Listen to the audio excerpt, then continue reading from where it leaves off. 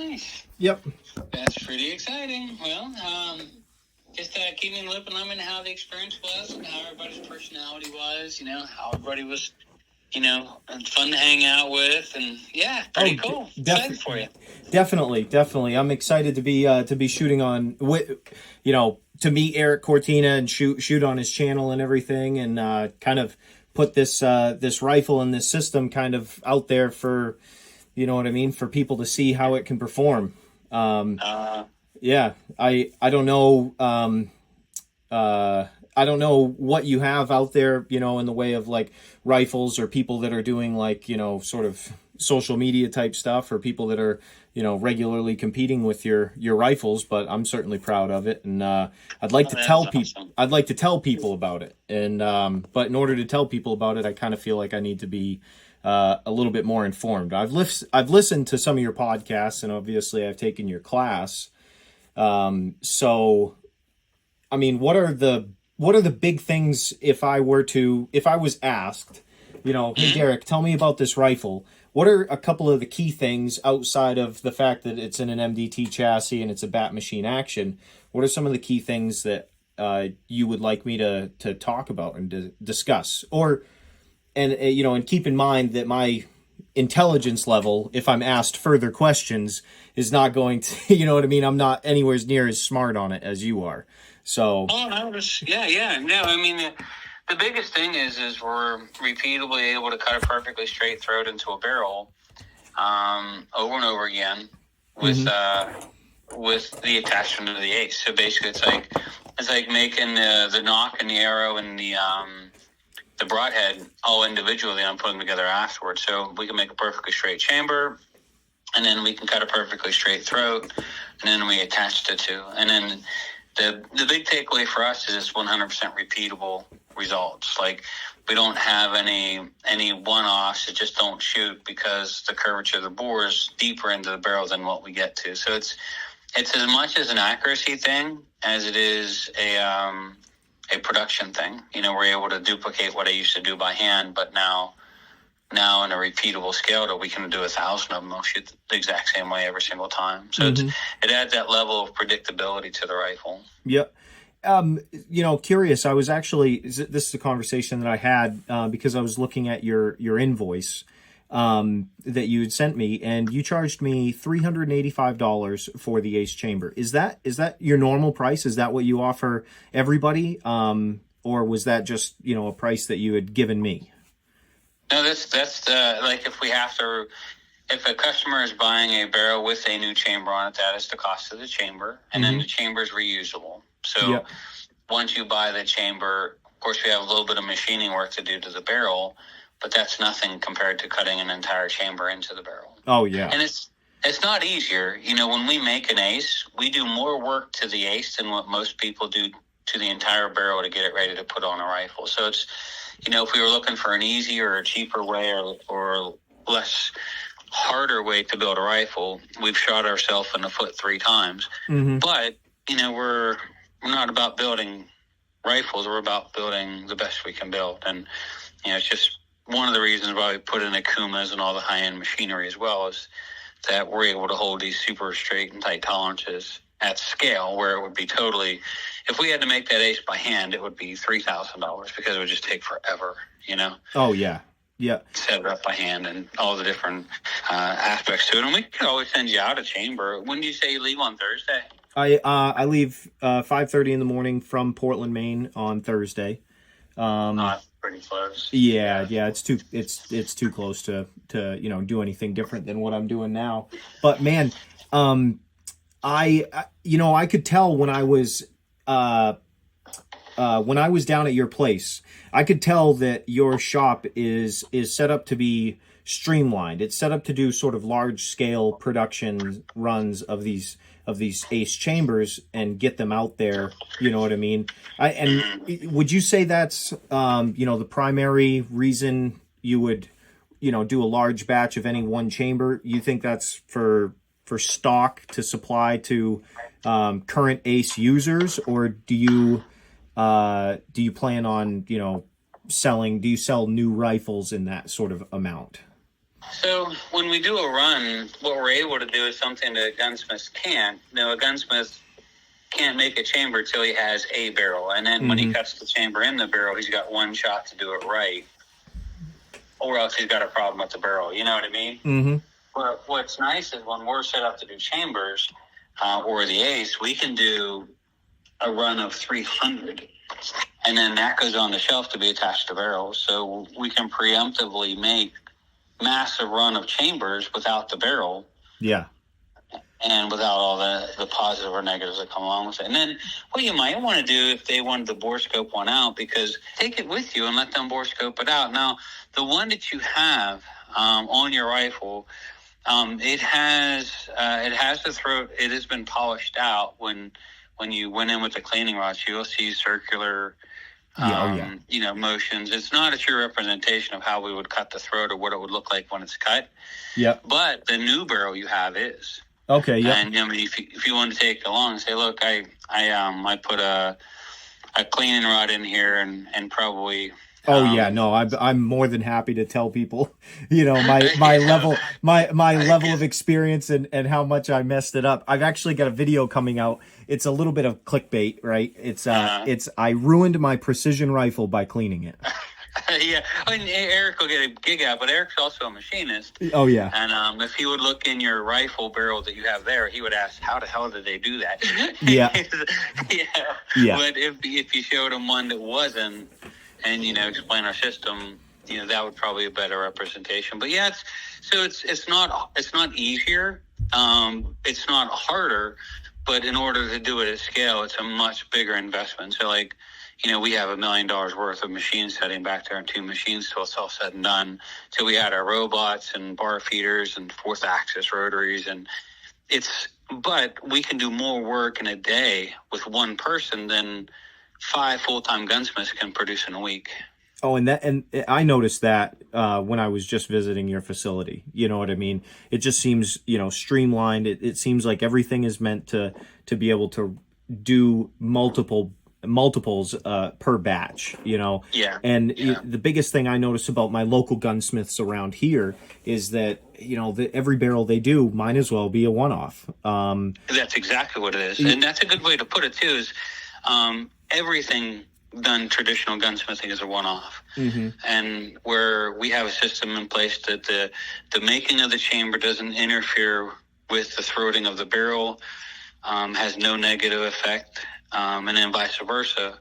So it really isn't any custom one-off. As a matter of fact, there's no custom whatsoever. It's really cool to watch the system work and how efficient it is at the level. But always accuracy first. So we couldn't do this on a run-of-the-mill CNC machine. Oh, no. Yeah. You couldn't do it by hand. I mean, it would just be totally stupid, to even try it. But yeah.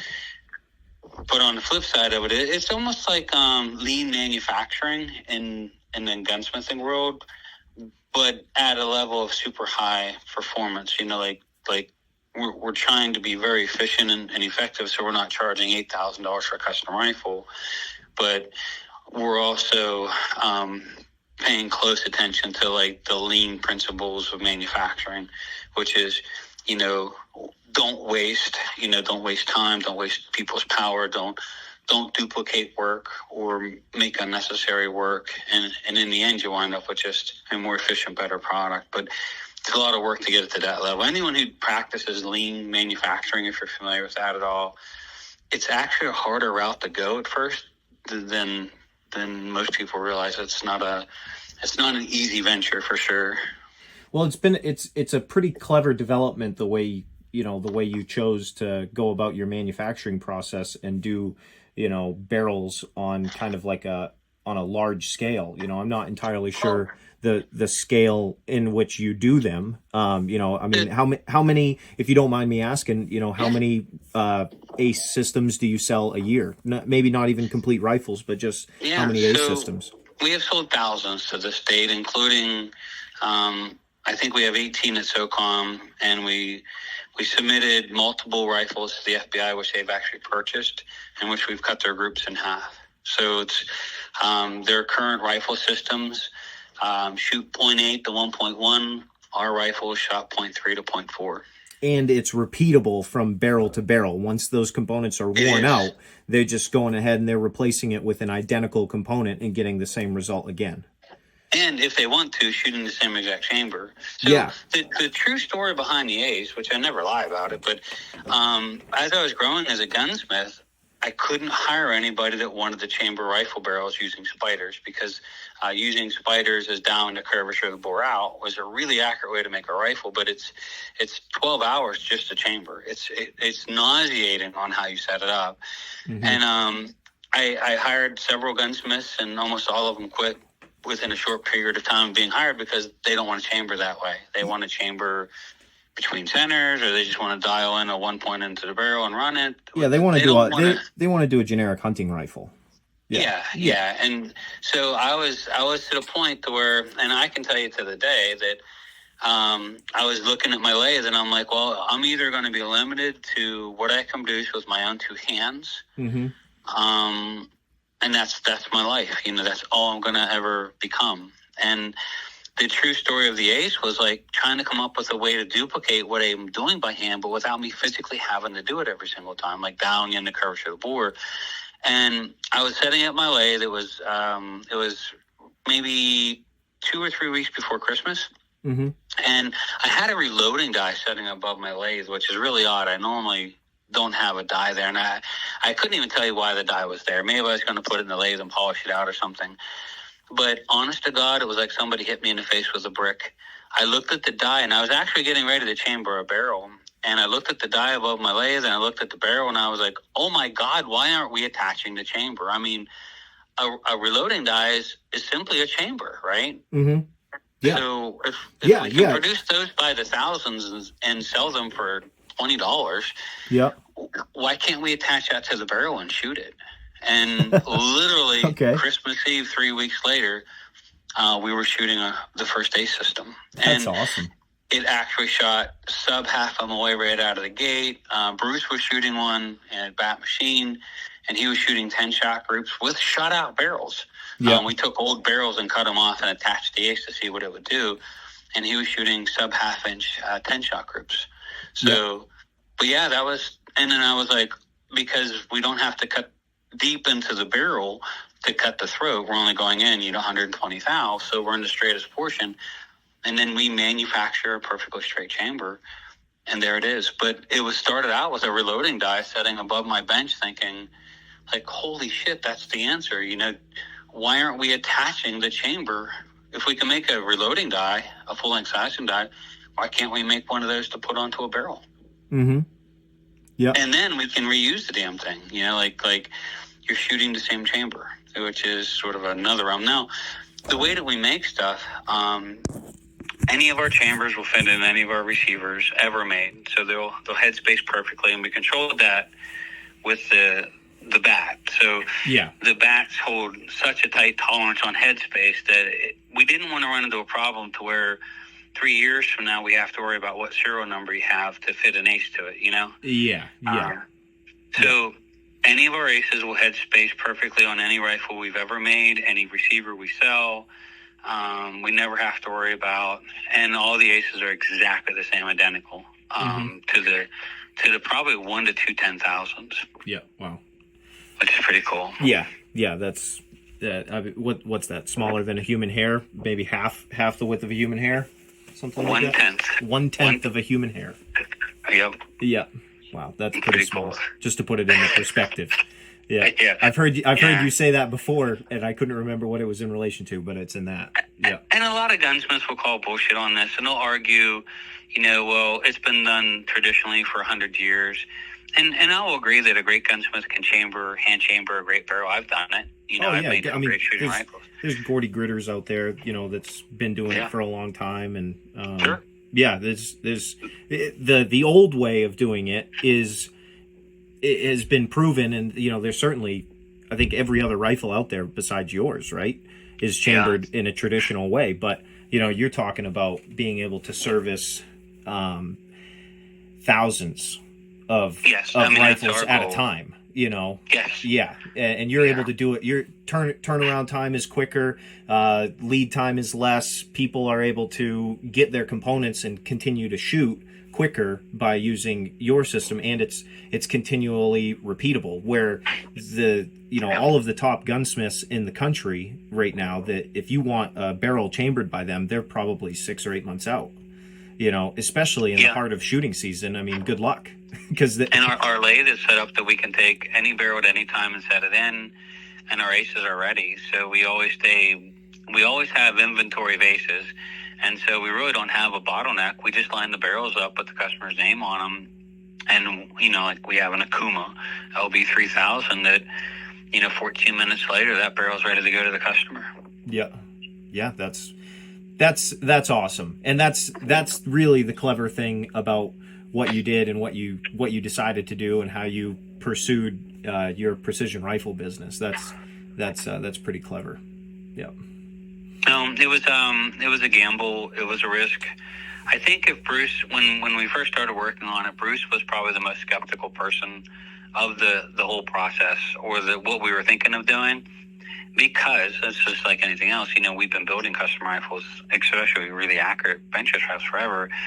But, hindsight now, because Bruce has been to my shop here, and he still, to this day, works with me almost on a weekly basis or monthly basis, he'll say that the biggest benefit to our system isn't that it's really accurate. It's just as accurate as any custom barrel that can be made. It's just the high level of repeatability. Like, we've not had one come back. Like, every single rifle performs exactly the same when they leave. We've not seen any variation. So we've eliminated that, you pull the barrel out and cross your fingers. Mm-hmm. Yeah. And I think that's where he thinks our biggest benefit is that we have that level of just 100% repeatability that we can rely on that's going to perform every single time. But that was the process, the system. You've heard the term, what do they call that? Hummer barrels. You got a barrel that just, one barrel in your lifetime you might get is just a Hummer. Everything you put through it shoots phenomenal, right? And right. I think I got kind of lucky with my Bartlett on my 6.5, because I mean it's Old Faithful. It's always shot really well. It was turned, the chamber was done by a local gunsmith here in Maine, and it shot everything really, really well. But it's that sort of level of repeatability. The worry is, once it's shot out, will it do that again? And absolutely. There's. I mean, you're gonna have a different chamber. Different chamber reamer, different dimensions. I mean, there's just that's sort of the missing link is and I think a lot of your major manufacturers or even high-end gunsmiths will tell you that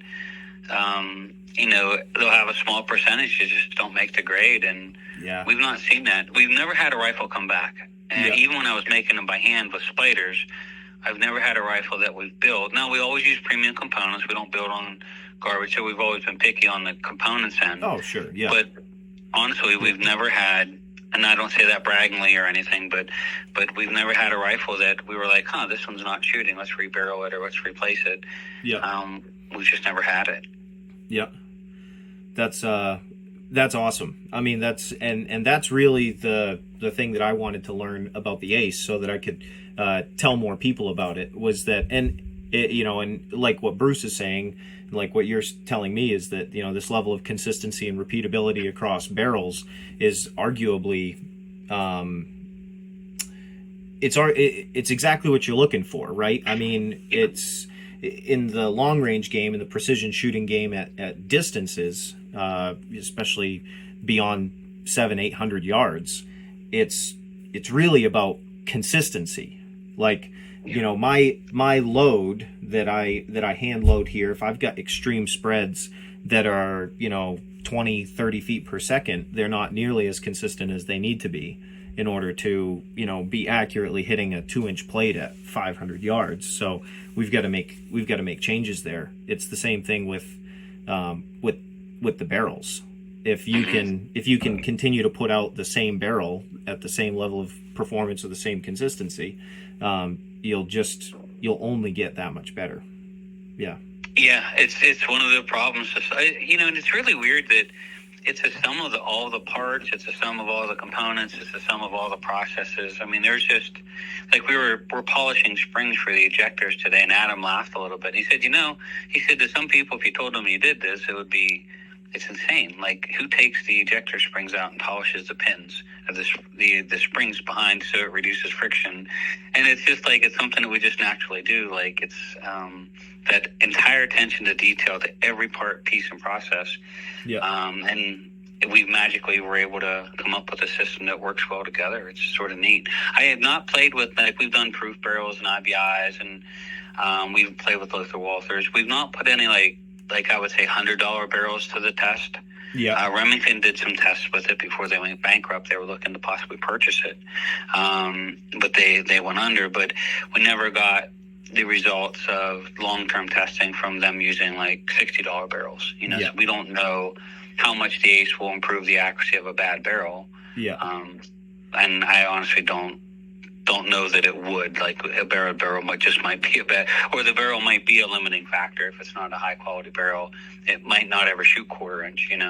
Yeah. So, yeah. But that's the unknown thing we don't know yet, because we just don't want to play with them. Yeah. What you're doing right now is working. I mean, what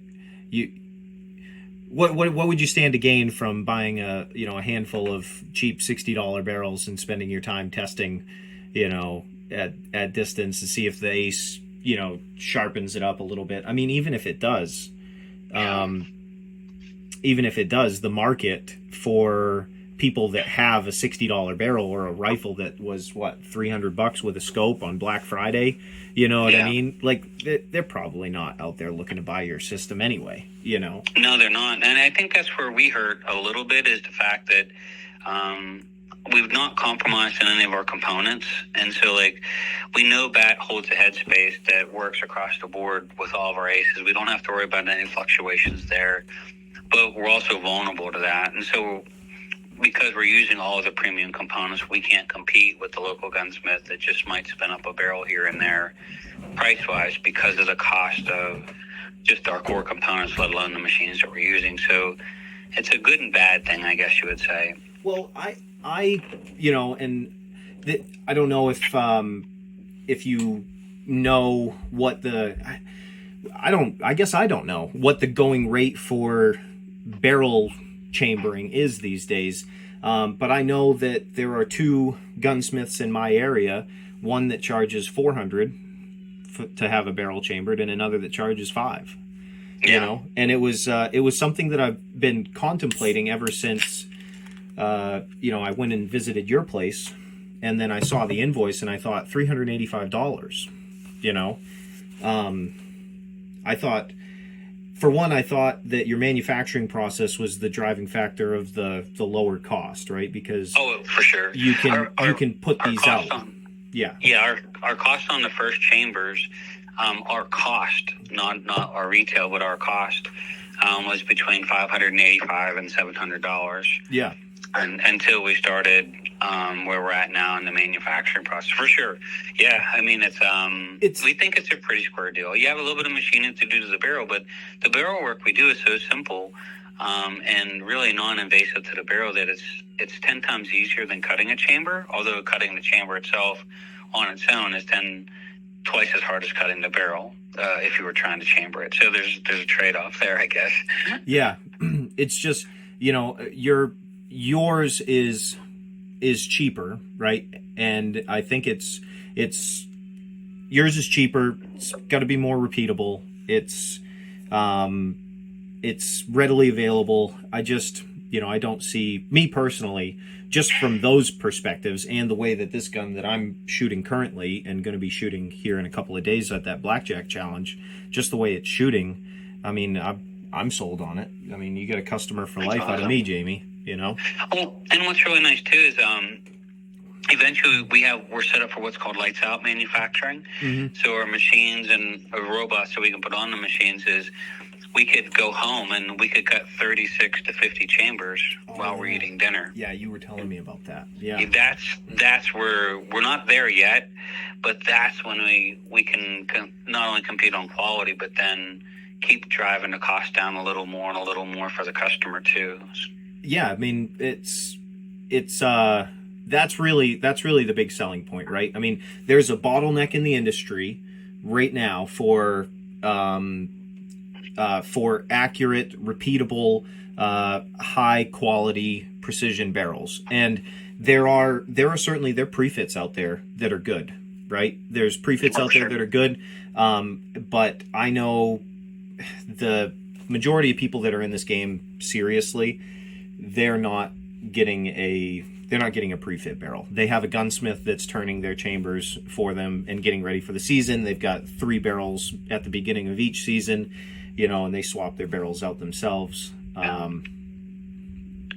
Yeah, because I mean it's just a fluctuation in the receivers and bowl faces, and I mean you can get them close. And talking to the guys at some of the gunsmithing shops that I know, that they do pre-fits. Some of them have stopped on pre-fits altogether because the problem with headspace and that they can have, but they know they're going to be a handful. It's not going to be perfect, and some aren't going to fit. I mean, it's there. I think we were blessed in the fact when we started, and I've known the guys at Bat Machine for like 25 years, and honestly, because of how they started making their receivers, that was sort of the key to our success. Because if we had to make an individual ace chambered for each individual barrel, we would never succeed. I mean, we just couldn't do it. As we're sort of hoping now that the industry is getting really tuned up to where you're seeing a lot of these action makers holding headspace tolerances now to less than 1,000s. Yeah. If that becomes the norm, then all of a sudden we can start introducing this for other receivers as well. Yeah, have you looked at the Kelbys? Mm-hmm. Kelbys, Impact. Yeah. There's a lot of people now that know that the pre-fit market is pretty hot, and the only way it works is if they hold the tolerance. Yeah. 7 years ago, if you went to SHOT Show like I did and talked to some of the action makers, and I was asking them like, hey, if would you hold, a 1 thou headspace tolerance, not plus or minus 1 thou, but like 1 thou total plus or minus a half. That way we could have a really accurate setup. And they're like, no. I mean, none of them would do it. They were like, we want the gun. There's no reason for us to hold those tolerances. The gunsmith will fix that when he chambers the barrel. Yeah. So there was no other even alternative, just because the action makers back then just let the tolerances go, because each one's going to be hand fitted by a gunsmith anyway. So why waste the time and effort? Yeah. Currently, the solution to the problem with the bottlenecking for high quality precision barrels with chambers already in them, currently the solution is pre-fits, but it's so it like they don't offer pre-fits at the level you want for all of the different actions. Like, the Impact certainly has a lot. I mean, you can get from Altus Shooting Supply, you can get the pre-fit barrels from Proof and Krieger and Bartlett, I believe, and then Studeville Precision offers pre-fit barrels from a handful of the large manufacturers, for the impact actions. But there's still, every time you check the websites, there's still, in the chamberings that are popular, there's still out of stock. Do you want a 6 Creedmoor right now? Do you want a 6 GT? Good luck. You're gonna have to subscribe to the email me when it comes back in stock, because they're just out of stock. Yeah. So in preparation, to kind of shift gears, in preparation for my blackjack challenge that's coming up on Friday, I'm taking this very serious, by the way, and keeping my expectations also relatively low, because I am a believer in the better you are and the more you prepare, just it gives you that chance to get lucky easier, right? Like you can, the more you prepare, the higher chance you have of getting lucky, I think.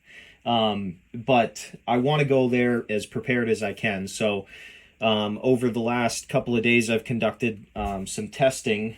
Of course, ever since I left your class and I revisited all of my load data, I have been shooting into that lower node that we talked about, that 2820 feet per second area. And I've got my extreme spreads down around 13 feet per second. My standard deviation's around 5. And, I'm happy with my load, and it's good and consistent on target too. I've been tracking my cold bore. And so on Sunday and on Monday, this last week here, I went out for 4 different sessions each day. And, I did small batches of hand loads just in case I wanted to change something between sessions, which the only thing I changed was I tried a different set of primers to bring down my ES and SD, and that didn't help. So I went back to the same primer I've been using, and then I put my bullet a little bit forward in the I decreased my jam, right? I sent my bullet a little bit more forward to the lands by 0.003, and that lowered my SDs and my extreme spreads pretty good there, which kind of awesome. it kind of tracks though. It's sort of what I would expect with, given the cleaning situation that I had when I sent my rifle to you. So my jam has moved a little bit, which is fine. But I got it all dialed in, and I've been tracking my cold bore. I go out for, a 10-round session, and I would track my cold bore, and then I would track my follow-up shot. And I'd track my cold bore on the next session and my follow-up shot, and then I would proceed to shoot, at the KYL rack. And I finally started seeing some commonality after I collected enough data after about 5 or 6 cold bores. I finally started seeing some commonality between them and my follow-up shot, where that's going to land. So I'm really hoping that all of this data tracking is going to lead to some good success on cold boring the 2-inch plate at 500 yards. Nice. What do you think of that? Nice. Yeah, It's a tall order. You're doing it. You're doing it right. And then, so how's the blackjack challenge work? Is it you go from small to big, or big to small, and are you betting on it, or how does the blackjack challenge work? It's 6 plates, and it's a KYL rack at 500 yards. So the far left plate is a 12-inch plate. The one next to it on the right is a 10-inch plate, and then it's an 8-inch plate, and a 6-inch, and a 4-inch, and a 2-inch. And the way the blackjack challenge works is that each plate is worth each plate is worth some points, and it's the first plate's worth 1, second plate is worth 2, third is 3, fourth is 4, so on and so forth. If you hit them all, then that actually adds up to 21 points, and they call that blackjack, right? Now, if you have ammo and time left over, because you have 12 rounds to do this in and 2 minutes to do it, if you have ammo and time left over, you can continue to shoot on the 2-inch plate. And I should say as well that you can only move to the next plate once you've hit the plate previous. So, right. Yeah. So if you can't hit the 4-inch plate, then you never get to a chance to shoot at the 2-inch. But the there's a bit of a benefit. It's kind of a gamble because I've shot it both ways. If you go backwards from 2 to 12, then you have to return to the 2-inch plate for the remainder of your shots if you have time. If you go backwards, he'll give you double the points for each plate. Now, I've shot it both ways. I've cold bored at this point in time. I've cold bored the 2-inch plate twice. Wow. And I've run it backwards 3 times total. Successfully. I've tried it 5 times. So, but I've also run it forwards plenty of times, probably a dozen. And I can't seem to beat 105 points. No matter if I get the benefit of doubling up on the points on the way doing it backwards, I can't seem to beat 105 points. So, I mean, it's a good score. I think bragging rights would be the only thing I'd be going for by shooting it backwards. Of course, if it doesn't go my way because of, wind and and whatever. I've got a slew of excuses, by the way, just piled right up on a notepad if it doesn't go my way. That's right. That's right. But if it doesn't go my way, I'll pay the $100 to do the try again, and then I'll just shoot it, straight up from the left to right, the big plate to the small plate. But nice. It's all going to come down to how well I can spot my own trace, my own misses. So if I can do that, I've gotten pretty good now at making that correction and getting onto the plate. So done it a few times backwards. I feel confident here. If we were doing the challenge here, I feel pretty confident about it. But out in Texas, we're showing up a day early to shoot, essentially. Myself and Shane, my shooting partner, we're showing up a day early to shoot at another gun range. And, we're going to zero the rifles and shoot at 500 yards, kind of make sure everything is still doing the same thing and still doing things that we expect it to do.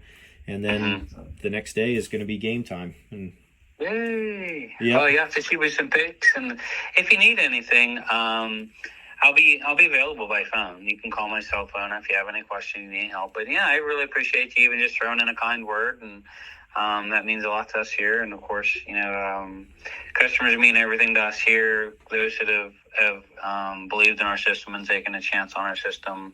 Every time it's a pin on the map somewhere that somebody is out basically using our rifle, and other people get a chance to see it. So it's what makes our business tick on a daily basis and grow. So we really appreciate you doing it. I mean, one thing to shoot the rifle and enjoy it, which a lot of hunters and shooters do, but it's another thing to go out and talk about it. So that means a lot. Oh yeah, absolutely. No, I'm a believer in the product for life at this point. I think it's a good value. I think it's a good product. I'm certainly happy with it, and it's shown me nothing but good results. One thing I will say is that people that spend, this kind of money on a, custom precision rifle, I think are a lot more tuned into when it's acting right and when it's acting wrong, right? And so I think we can get into our feelings a little bit more with a high dollar, really nice precision rifle. Like when I wasn't happy with the way the bolt lift was, I called you up, you said send your barreled action back to me, and we'll take a look at it. You probably galled the lugs, and not knowing any better, that's exactly what I did. You fixed it, and it's the smoothest it's ever been. I'm absolutely happy with it. I can't say that I would notice that on any of my other rifles because, they're not the premium high dollar, precision pieces of equipment. They're Savage actions, they're Stiller actions. I do have an Impact precision action now. But I mean, the bat action that I have is by far the nicest feeling action that I own. And that's just one thing I would say is that, we tend to pay more attention to these pieces of equipment just because of how refined they are. And it can be everything you want it to be, and then it can be the bane of your existence sometimes. But that's for sure. There's no ifs and buts about that one. That's hilarious. Yeah. But thank you for the phone call today, man. I recorded our conversation. I hope you don't mind. No, not at all. I'll send you this. I'll send you this recording, and if you don't mind too, I might even put this in one of my videos. The sort of work up to the blackjack challenge that I plan on doing, and I'll send you a copy of it. You can kind of listen to it for yourself, or even put it on your podcast there and say I got interviewed on accident. I didn't even know. Yeah, and if you ever want to do like a video, we're going to start videoing our podcast a little bit more and invite you on and talk about your experience and growing and, coming from where you came from to where you're at now. I mean, there's a lot of value to newer shooters that would, I think, be inspired to go for it if they knew that, hey, you could go from here and be where you're at. And it's just some hard work and some practice and some patience. And so, vice versa, if you would decide you'd like to come on the podcast, or if you want to do like a live video feed, we could set something up here with some cameras and do like a live, interview. So yeah, just holler and let me know how I can help. And no, I appreciate it. And it's been a pleasure having you at the school. And one of the things I think too is we're always here to help. So yeah, we're a phone call away if you need anything. Absolutely. I've always appreciated that about you guys. I'm only a little over a year and a half into this now, and I'm absolutely hooked, and I'm ecstatic with, the leaps and bounds that I've taken. But by far the biggest leap that I took was seeking formal education on it. I mean, I can't express that enough, because there are things that you answered in your class that I did not know the question to ask, and people don't, I don't think people think of that a lot, because, you just, when you're learning and figuring all this stuff out, you don't know what you don't know. And you can't ask the question to Google. You can't ask the question to YouTube or even on the forums if you don't know, what to look for and what to ask. And the same thing here, like what started the whole shooting school was just trying to help other competitors. And it wasn't that any of them were bad guys. It wasn't that a lot of them had terrible equipment. There were just simple things they just didn't know what they didn't know. And you just give them those tools and sort of share with them some tips and tricks, and it's just off to the races. You've nailed it. That's exactly what it is. And new shooters, the school of hard knocks just flat out sucks. It's expensive, I'll tell you that. Yeah, it is. Humbling, browbeating, ego destroying, list goes on and on. Yeah, for sure. Yeah. Seek formal education. That's the number one tip I could give to a new shooter. That's for sure. Yeah. And we still do it in our business today. We're in classes every year. I don't know how many. I probably already have 4 weeks of professional training this year, and machining and tooling and CAD and CAM designs. And I think everybody who knows that, like you just said, seek everything that we ever go after. We always try to seek out the best and shortcut the pain and suffering. Yeah, absolutely. So we live by the same thing here too. Yeah. Well, did you need anything as far as equipment wise? You all squared away? I guess you're getting close to leaving, so there's not a lot of room for any last minutes. Yeah, no, I am all set. I'm all set. I think I've got everything that I need. I've been real fortunate. MDT's helped me out with a couple chassis. And that's been super helpful. MDT helped me out with a couple chassis, some ACC Elites actually, with internal weights and Baker wings and stuff. So I can't thank them enough for the support of my channel, which is nice. They sent me a bipod to try out, and I look forward to what that relationship brings. Other than that, I think I'm all set. I appreciate the offer, and if I can think of anything, I'll definitely reach out to you. Yeah. That was easy. Well, good luck out there. Keep me in the loop. Know how you do, and man, I hope you go out there and kick butt and have a blast. I've never met Eric. I sent him an email a while ago, just reaching out to him about a Harmonix article that I read.